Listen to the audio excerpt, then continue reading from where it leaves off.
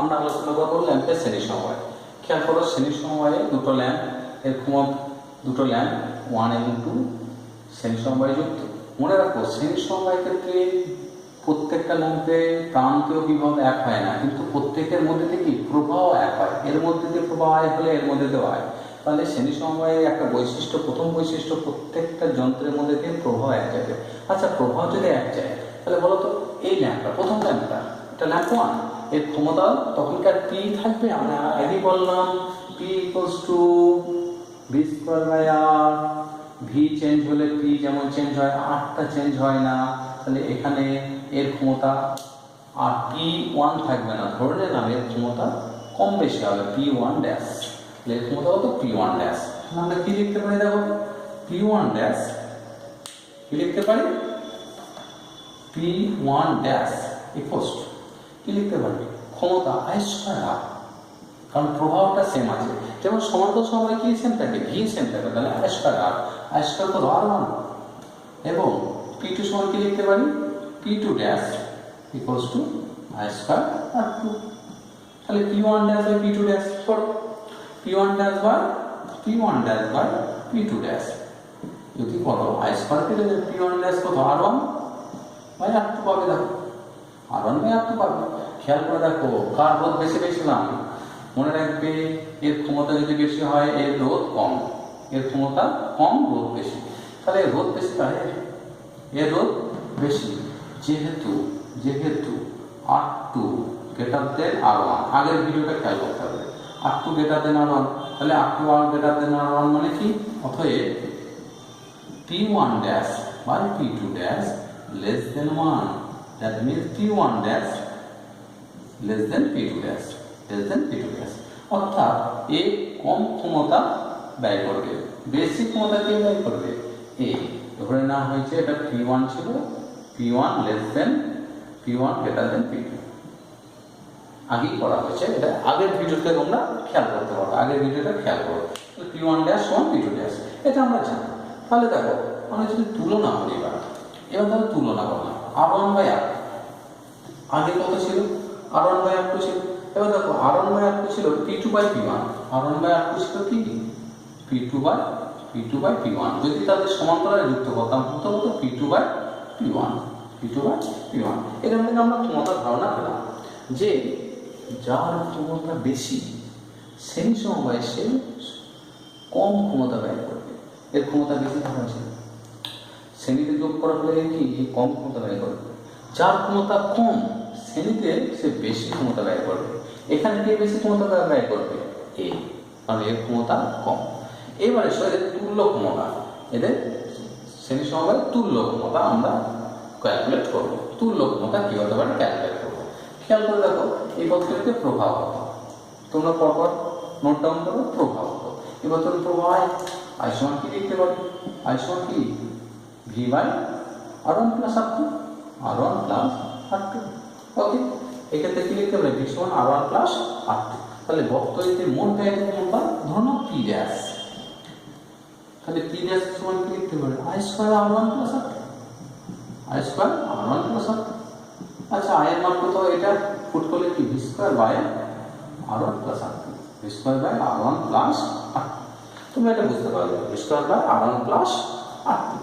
খেয়াল করে দেখো, আমি যদি এটা উল্টে নিলে কি হবে, one by P dash, one by P dash উল্টে দিলে ওয়ান বাই, ভালো করে খেয়াল করো, one by V square by R one plus R two উল্টে যাবে।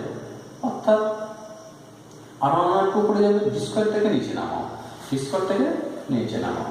অর্থাৎ হয়ে যাবে তোমার R one by R two উপরে গেল, উল্টে দিলে কি হবে, একবারে করলাম R one plus R two by V square, দুটোকে ইয়ে করো, R one by V square plus R two by V square.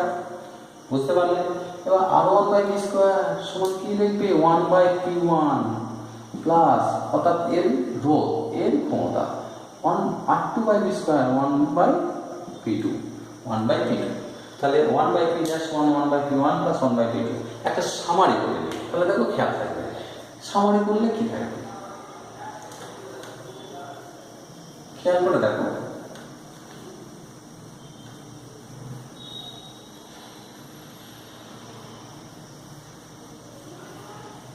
খেয়াল করে দেখো, দুটো ল্যাম্প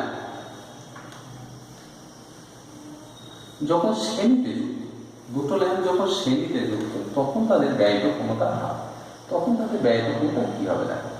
দুটো ল্যাম্প শ্রেণীতে যুক্ত, ক্ষমতা P1 P2 এবং বর্তনীর ব্যয়িত ক্ষমতা ধরো P ড্যাশ বা P, তাহলে শ্রেণীতে থাকলে বর্তনীর ব্যয়িত ক্ষমতা 1/P সমান 1/P1 প্লাস 1/P2। ওকে, এটা হচ্ছে শ্রেণী সমবায়। সমান্তরাল সমবায়ের ক্ষেত্রে কি হবে? সমান্তরাল সমবায়ের ক্ষেত্রে কি হবে? সমান্তরাল সমবায়ের ক্ষেত্রে কি হবে? ধরুন দুটো ল্যাম্প সমান্তরালে যুক্ত, তাদের ক্ষেত্রে কি হবে? P1 আর এটা P2, তাহলে সমান্তরাল সমবায়ের ক্ষেত্রে P সমান 1/P1 প্লাস P2 হয়েছে। এটা হচ্ছে ব্যয়িত ক্ষমতা রাশিমালা শ্রেণীতে। তাহলে খেয়াল করো, রোধের ক্ষেত্রে শ্রেণীতে যেটা ঘটেছিল, রোধের ক্ষেত্রে শ্রেণীতে কি ছিল? R সমান R1 প্লাস R2, এখানে কিন্তু সেটা সমান্তরাল সমবায়। রোধের ক্ষেত্রে যেটা সমান্তরাল সমবায় ঘটেছিল কি 1/R1, সেটা এখানে শ্রেণীতে। রোধের ক্ষেত্রে যেটা শ্রেণী, এখানে সেটা সমান্তরাল। মনে রাখার উপায় এগুলোতে ছোট ছোট KBC, कौन बनेगा प्रवर्धक, KBC মনে রাখবে, KBC।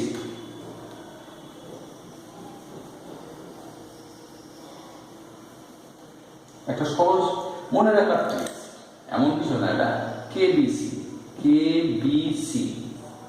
এরা সেম টাইপ কি তুল্য রোধ দেখাবে বা তুল্যাঙ্ক দেখাবে। কিরকম? কে ফর স্প্রিং এর ক্ষেত্রে শ্রেণীতে এইরকমই ঘটে, স্প্রিং কনস্ট্যান্ট 1/K সমান 1/K1 প্লাস 1/K2।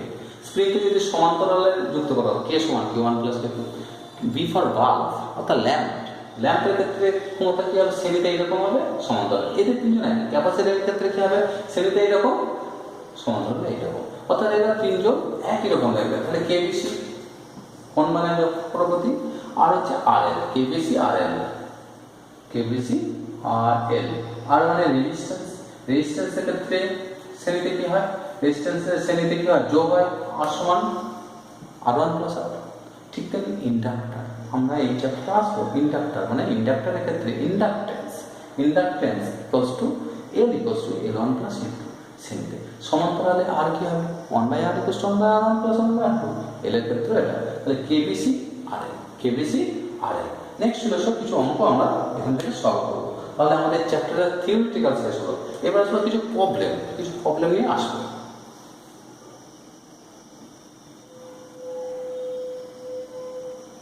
দেখো, আমরা কতগুলো প্রবলেম নিয়ে এখানে আলোচনা করবো। 1 নম্বর, তোমার একটা ল্যাম্প আছে, একটা ল্যাম্প আছে,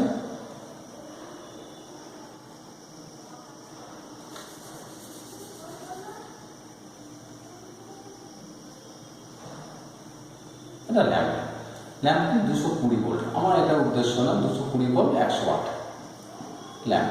তুমি এই ল্যাম্পটাকে অর্থাৎ P সমান 220 এবং P সমান 100 ওয়াট, এই ল্যাম্পটাকে তুমি কি করলে যুক্ত করলে, তার সঙ্গে যুক্ত করলে এমন একটা বৈদ্যুতিক উৎসের সঙ্গে যার ভোল্টেজ 110 ভোল্ট।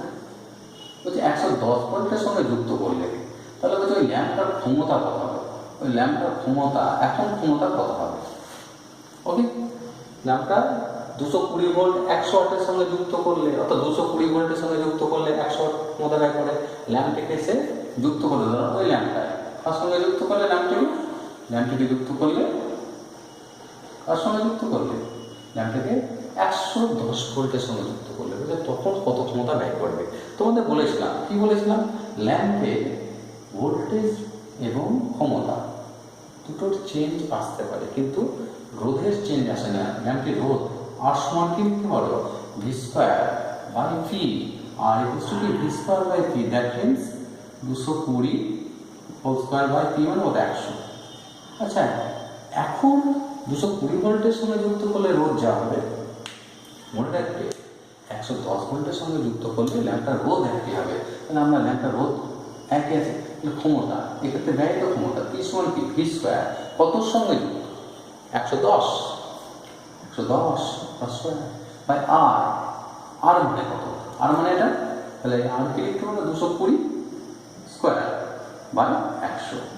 ক্যালকুলেশন করলে 110 into 110 by 220 into 220, okay, into 100, এটা 2 4 25 ওয়াট, অর্থাৎ 25 ওয়াটের মতো ক্ষমতা ব্যয় করে। তার মানে ব্যাপারটা কি, তুমি একটা 220 ওয়াট 220 ভোল্ট 60 ওয়াটের ল্যাম্পকে তুমি যদি এনে 110 ভোল্টের সঙ্গে যুক্ত করো, কত ক্ষমতা, 1/4 হয়ে গেল।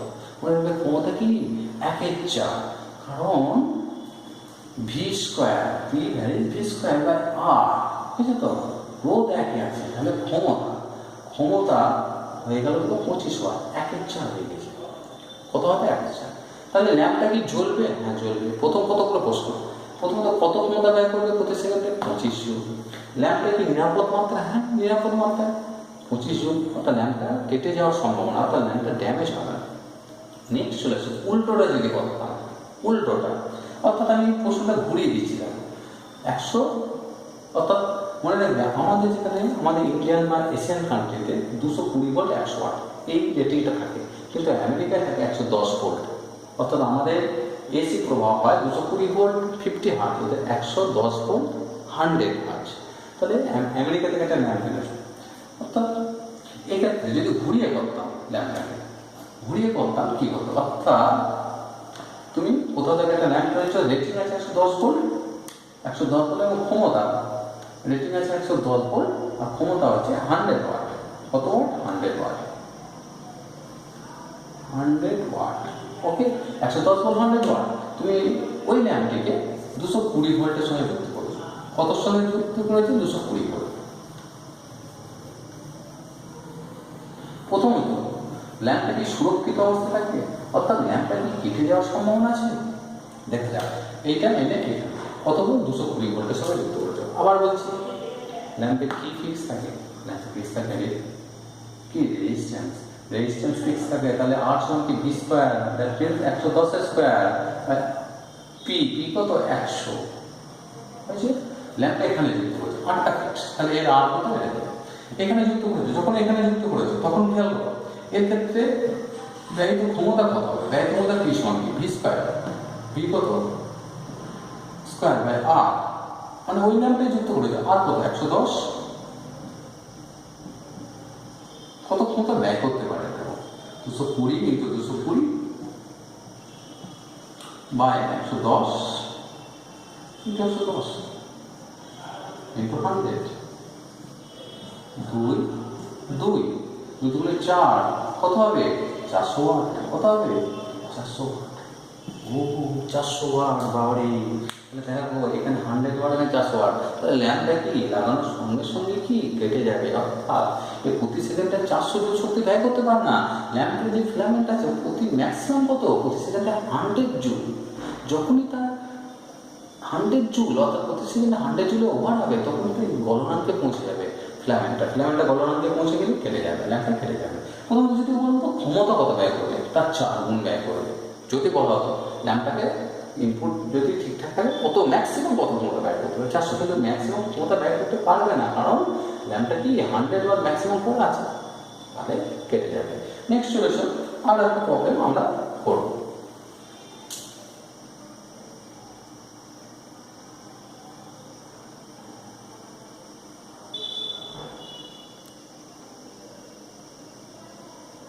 দেখো এরপরে আমরা ওই ধরনের একটা প্রবলেম শুরু করছি। কি প্রবলেম, খেয়াল করো। বলা হচ্ছে তোমাকে 220 ভোল্ট দুটো ল্যাম্প তোমাকে দেওয়া হয়েছে। এটা হচ্ছে একটা ল্যাম্প আর একটা ল্যাম্প কোন সমবায় যুক্ত, শ্রেণী সমবায়। কোন সমবায় যুক্ত, এটা দেখে বোঝা যাচ্ছে কোন সমবায়, শ্রেণী সমবায়। দুটো দুটো ল্যাম্প শ্রেণী সমবায়যুক্ত। ধরুন এখানে 440 ভোল্ট, 440 ভোল্ট সাপ্লাই লাগানো। কত ভোল্ট সাপ্লাই আছে? 440 ভোল্ট। এদের রেটিং যথারীতি এদের রেটিং 220 ভোল্ট, এটা 100 ওয়াট, এটা 220 ভোল্ট, এটা ধরো 50 ওয়াট। প্রশ্ন হচ্ছে কোন ল্যাম্পটি উজ্জ্বলতার সঙ্গে জ্বলবে এবং কোন ল্যাম্পটি কেটে যাওয়ার সম্ভাবনা আছে, কোন ল্যাম্পটি কেটে যাওয়ার সম্ভাবনা আছে, আমাদের এটা বিচার করতে হবে।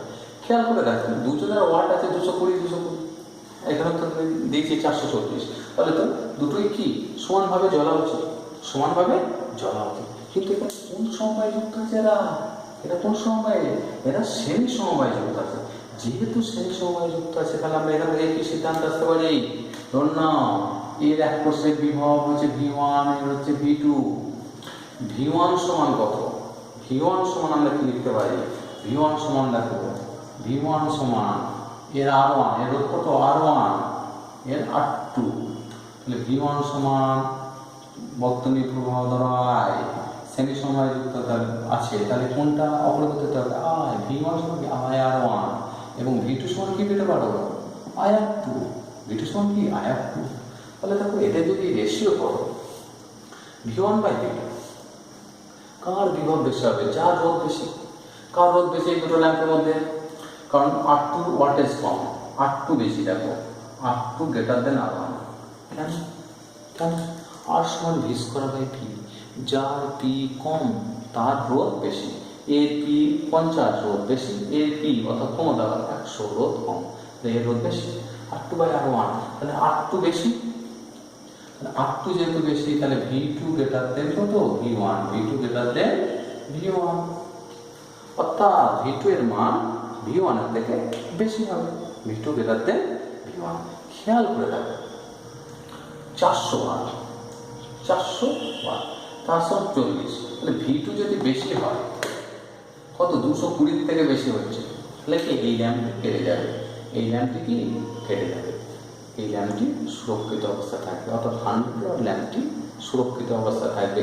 এ 220 থেকে বেশি হচ্ছে, সেই জন্য এই ল্যাম্পটি কেটে যাবে, এই ল্যাম্পটি সুরক্ষিত অবস্থায় থাকবে। এই ধরনের অঙ্ক, বিশেষ ধরনের অঙ্ক তোমরা করতে পারো। এরপরে দেখো অনেক করা যায়, এই ধরনের অনেক করা যায়।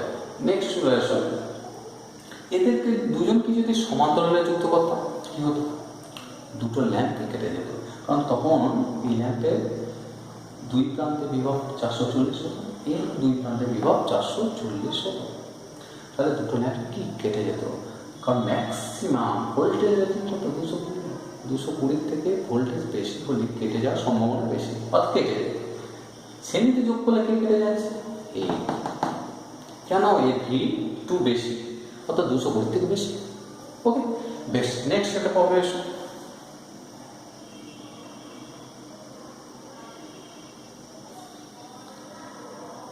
খেয়াল করে দেখো তড়িৎ প্রবাহ এবং তাপ সম্পর্কিত সমস্যা। আমি জেনারেল একটা সমস্যার কথা বলছি। এই জেনারেল সমস্যাটা বুঝতে পারলে তোমরা যে কোনো ধরনের সমস্যা থাকে। আমি একটা পাত্র নিয়েছি আর একটা ইমার্শন নিয়েছি, অর্থাৎ হিটার, ওয়াটার হিটার। কি এটা? Water heater. এটা ওয়াটার হিটার, এখানে তরল আছে, তরল বলতে ধরো জল আছে। জলের ভর M, জলের আপেক্ষিক তাপ S এবং উষ্ণতা বৃদ্ধি ডেল্টা থিটা, উষ্ণতা বৃদ্ধি যা ছিল তার থেকে বৃদ্ধি। এবং এর 220 ভোল্টের সঙ্গে যুক্ত আছে, 220 ভোল্টের সঙ্গে যুক্ত আছে এবং এই ক্ষমতা ধরো P, এর ক্ষমতা P, এর ক্ষমতা P। অনেক কিছু বলতে পারে, রোধ বলে দিতে পারে, এটা রোধ ক্ষমতা P এর ধরে না। তাহলে দেখো কত সময় এ যে পরিমাণ তাপ ছাড়বে হিটার, সেই তাপটাকে গ্রহণ করবে জল। তাহলে তাপ ব্যয় ছাড়বে কি? গ্রহণ করবে জল। জল গ্রহণ করে কি হবে? তার উষ্ণতা বৃদ্ধি করাবে। তাহলে এই হিটার কর্তৃক বর্জিত তাপ, heat rejected by immersion equals to কি? জল কর্তৃক গৃহীত তাপ। তাহলে দেখো ধরলাম টি সময় ঘটনাটা করবো, এই টি সময় কতটা, টি সময় কতটা, ধরলাম টি সময়ে এর ক্ষমতা যদি পি হয়, টি সময় কতটা তড়িৎ শক্তি ব্যয় করবে? পিটি। একক সময় টি, টি সময় কত? PT. PT equals to MST, সে জানো এম এস, এখানে টিটা নিয়ে নেয় কারণ হচ্ছে ডবল টি আসবে, ডেল্টা থিটা। খেয়াল করো, এটাই question. P equals to P into T, অর্থাৎ বর্জিত তাপ সমান কি বিদ্যুৎ তাপ, সমান কি বিদ্যুৎ তাপ। এখানে আমরা পি দিয়েছি, পি না দিয়ে কি দিতে পারত, ধন্য এখানে দিল আর, এখানে কি দিল এই রেজিস্ট্যান্স বলে দিল, তুই এখানে আর বলে দিল, পি না বলে কি আছে আর বলে দিল, তা কি আছে পি এর জন্য তখন ইকুয়েশনটা কি হতো ভি স্কয়ার, এটা ধরো V, V square by R into T, অর্থাৎ ভি স্কয়ার বাই আর হচ্ছে ক্ষমতা, একক সময় ব্যয়িত তড়িৎ শক্তি, টি সময় কত এতটা তড়িৎ শক্তি, অর্থাৎ এই তড়িৎ শক্তি বা তাপ শক্তি, এখানে তাপ শক্তি অবশ্যই এখানে তাপ শক্তি হচ্ছে তড়িৎ শক্তি, এই তাপটা সময় কি হতো এম এস ডেল্টা থিটা, ওটা হিটের সময় তাপ, এটা আসছে। এবার এখানে তোমার যে ধরনের প্রশ্ন দেয় এই ইকুয়েশনটা খেয়াল রাখতে হবে, ইকুয়েশন খেয়াল না কনসেপ্টটা খেয়াল রাখো, তাহলে কিন্তু তোমাদের অঙ্কগুলো সুবিধা হবে। অনেক সময় তোমাকে বলতে পারে হিটারটা যে পরিমাণ তড়িৎ শক্তি ব্যয় করছে তার সম্পূর্ণ অংশ তাপ হচ্ছে, তড়িৎ শক্তি ধরো 90% তাপে উৎপন্ন হচ্ছে, 90% তাপ উৎপন্ন করছে, তাহলে 90% তাপ উৎপন্ন হলে এগুলো সব এসআই বলেছে, সব এসআই, অর্থাৎ এটা জুল হলে এটা জুল, সিজিএস বলতে যে দিয়ে ভাগ হতো, তো 4.2 দিয়ে ভাগ হতো, তাহলে এটা যদি 90% তাপ ছাড়ছে, কত পার্সেন্ট যা উৎপন্ন করছে তো 90%, তখন এটা কি লিখতাম, এটা কি লিখতাম পিটির জায়গায় 90%, 90/100 প্লাস এইটা ইন্টু পিটি সমান এটা, ইকুয়েশন তো সেমই হতো, এটা কত 90%, অর্থাৎ 90/100 লিখতাম। এই ধরনের প্রশ্নগুলো আমরা সমাধান করতে পারবো। নেক্সট চলে এসো কিছু বিশেষ প্রশ্ন। ধরো না প্রথমে একটা রোধক দিয়েছিলাম, এখন ধরো দুটো রেজিস্ট্যান্স শ্রেণীতে যুক্ত করে একটা ভি ভোল্টের সঙ্গে যুক্ত করা আছে, ভি ভোল্টের সঙ্গে যুক্ত করা আছে। বলছে আগে ধরো একটা রোধক আর দিলে বা আরও দিলে টি সময় জলটা গরম হতো, টি সময় জলটা উষ্ণতা 5 ডিগ্রি বাড়তো। বলছে এখন দুটো রোধকে শ্রেণীতে যুক্ত করেছে, এখানে একটা তারপর বর্তনী চিত্রটা দেখছে, এখানে শ্রেণীতে যুক্ত করেছে। বলছে এখন সময় কত লাগবে, এখন সময় কত লাগবে, অর্থাৎ আর ওয়ানকে শুধু দিতাম ওই যে পরিমাণ শক্তি, ধরো না এই পরিমাণ শক্তি উৎপন্ন করতে আর ওয়ানের টি, আর ওয়ানের কি টি1 সময় লাগতো, আর টু এ কত সময় লাগতো টি2, অর্থাৎ এখানে শুধু যদি আর ওয়ানকে দিতাম টি1 সময় লাগতো, আর টুকে দিলে টি2 সময় লাগতো। বলছে আর ওয়ান আর টু শ্রেণীতে যুক্ত করেছে, এক্ষেত্রে মোট সময় কত ব্যয় হবে, অর্থাৎ মোট কত সময় হবে। কিন্তু দেখো ব্যয়িত তড়িৎ শক্তি এটা শ্রেণীতে যুক্ত, তাহলে শ্রেণীতে যুক্ত প্রত্যেকের মধ্যে বিক্ষোভ হয়, তাহলে মোট ব্যয়িত শক্তি, বর্তনী মোট ব্যয়িত শক্তি, মোট ব্যয়িত শক্তি কথা বলি ই, ব্যয়িত শক্তি ধরো ই, ব্যয়িত শক্তি, ব্যয়িত শক্তি কত, ব্যয়িত শক্তি হচ্ছে ই, ব্যয়িত শক্তি যদি ই হয় energy, E for energy, energy কি হবে I square R one plus R two, I square R one plus R two, মোট ব্যয়িত শক্তি, তাহলে আই এর মান কত V by R one plus R, তাহলে হয়ে যাবে দেখো V square by R one plus R two, এটা হলো ব্যয়িত শক্তি একক সময়, একক সময় হলে এবার ধরো মোট সময় লাগবে টি, মোট কত সময় লাগছে টি না, মোট সময় কত টি ইন্টু টি, তাহলে মোট ব্যয়িত শক্তি কি হবে V square R one R two into টি ইন্টু টি। খেয়াল করো এবার যদি একক এককভাবে দিতাম, অর্থাৎ আর টু ধরো নেই, তখন টি1, তখন কত আর টি1, তাহলে দেখো ভি সমান এটা পেলাম।